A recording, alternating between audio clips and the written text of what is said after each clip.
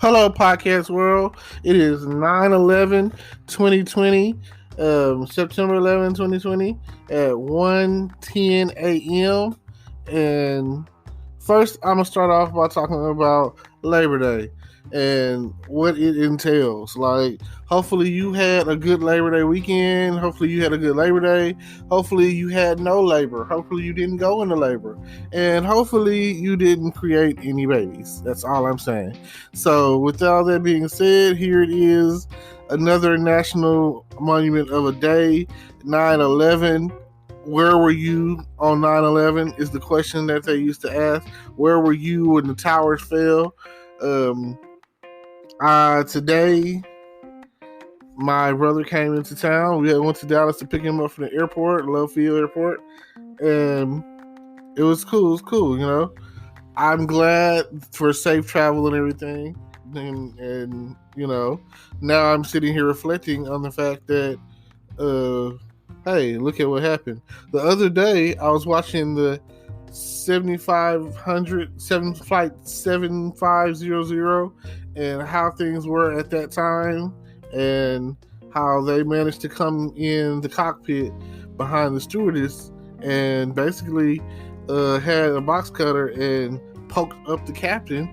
I'm talking about a dude came in and just poked him in the stomach several times, you know, and the captain was just like, you know, shell shocked, you know what I'm saying? I mean, that box cutter was like making him bleed out. So the co-pilot or whatever, he's seeing what's going on, and he's like closing the door on the other guy, you know, manages to get the door closed, and then it's just him and the guy poking up the captain. I mean, he was poking him up. And with all that being the case, you know, I was just like, man, I can't believe that in any scenario this was happening back then, or that this had happened. I don't know what to say. Like, how? When I know that they have some kind of flight marshals on there, you know, they have the air marshals on there, and they have guns. They're the only ones on there that really have guns. So, and there's generally like two on a flight, you know. Right now, it might just be one because of the numbers, but I'm saying, like, there's generally one in the front, one in the back, and then on in larger planes, whatever, it's like 1, 2, 3, you know. And it makes me think about Harold and Kumar escaped Guantanamo Bay and how they were trying to go to Amsterdam so they could find Harold's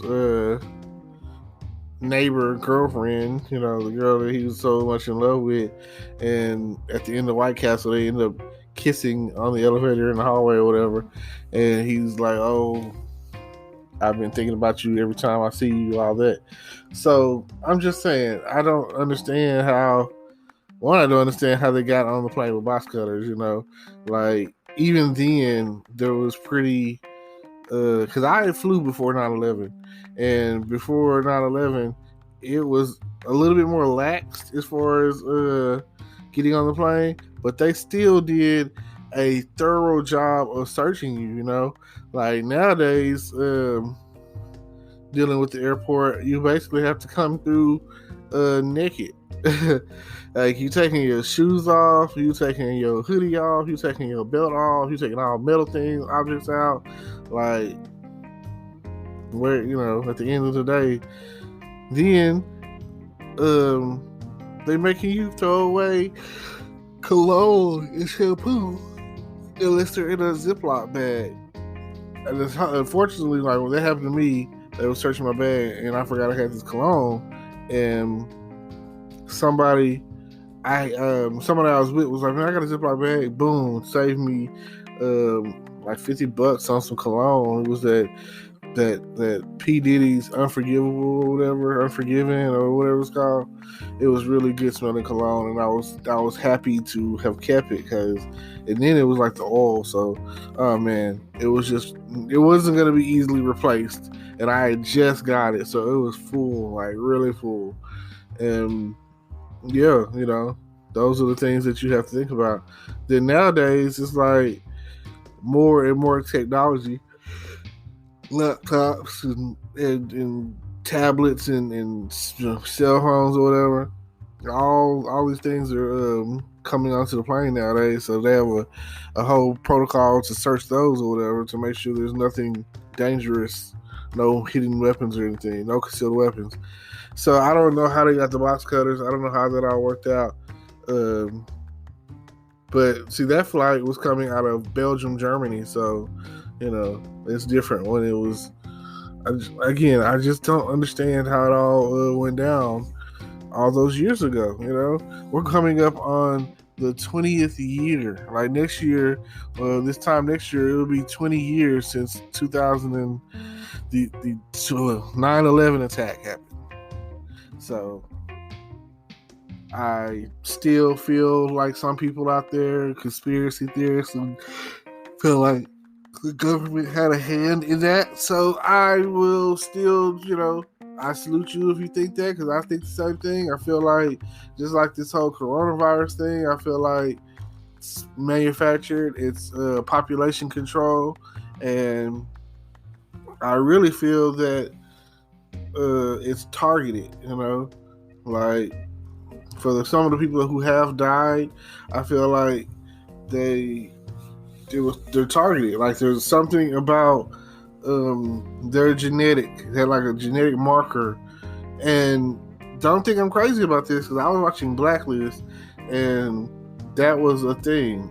Blacklist, and I saw it, I think, on an episode of Scorpion, So I don't know if you've ever watched that show, but it's a really good show. It's about a team of geniuses or whatever. But anyway, genetic markers, genomonomes, or whatever you want to call it, in your genetics, that it targeted them, and it basically, whoever came in contact with it kills them. Like it made it like they had a heart attack or pneumonia, or they started bleeding out, or I can't remember all the side effects or whatever. Just know that if it was made for you to die, that virus or whatever, that's pretty much what ended up happening. And I feel like it goes back, all this genocide, mass genocide or whatever, is the equivalent of Thanos snapping his fingers. It's the equivalent of that. It's like saying, it's like a lottery. It's like saying, well, if you die from it, you die from it. You're supposed to die from it. And that's what the government, your Trumps, your Illuminatis, your whoever is out there, making these big decisions, just like situations like hurricanes. I feel like the hurricanes come every time Republicans are in office. I don't know. So, well, look that up.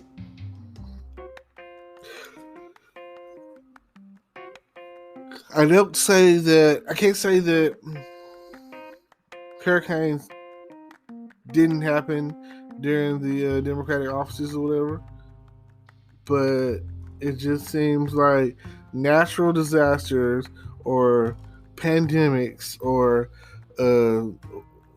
major events or whatever have taken place during the time frame which the Republicans are in office, and I feel like they just don't care. I feel like they don't care because I feel like the whole Senate office doesn't care.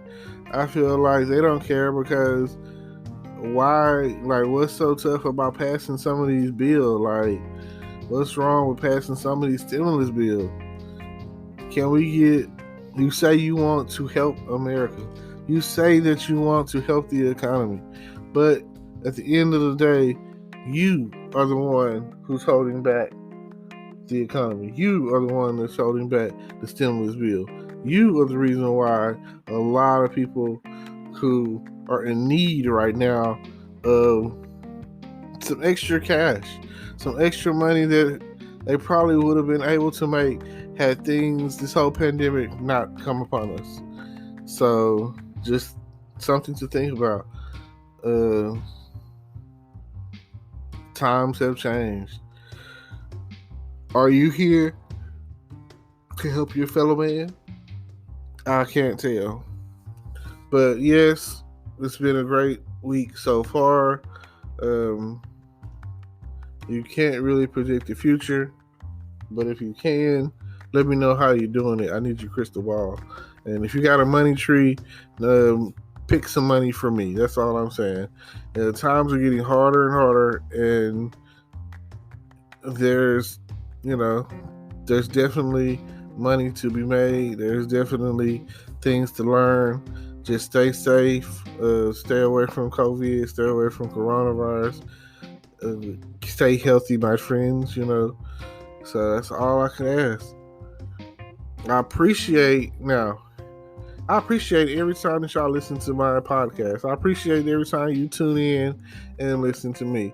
I appreciate that. I appreciate every time that you sit back and listen all the way through to anything that I've recorded, maybe YouTube, Twitch, what else am I on? TikTok. You go check out my TikTok.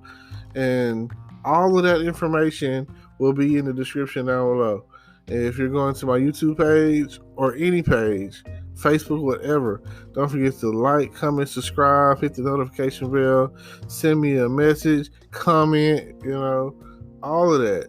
Like, I will talk about whatever it is that you want to hear about at the end of the day. We're talking about the Senate, talking about COVID, talking about 9/11, talking about conspiracies, talking about anything that you want to hear. Because every day is a new day. And I hope that you feel the same way. So, appreciate y'all for tuning in. And thank you again for everything that you have going on and everything that you have to do. And like I say, if you play Call of Duty or Tekken 6 on PlayStation 3, let me know. Like I say, I'm trying to do the gamer streaming thing too. So let me know. Appreciate it.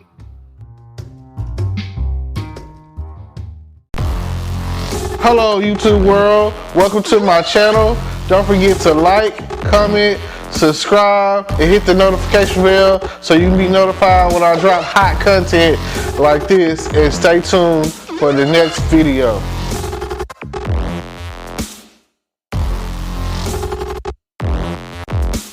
Today is your lucky day.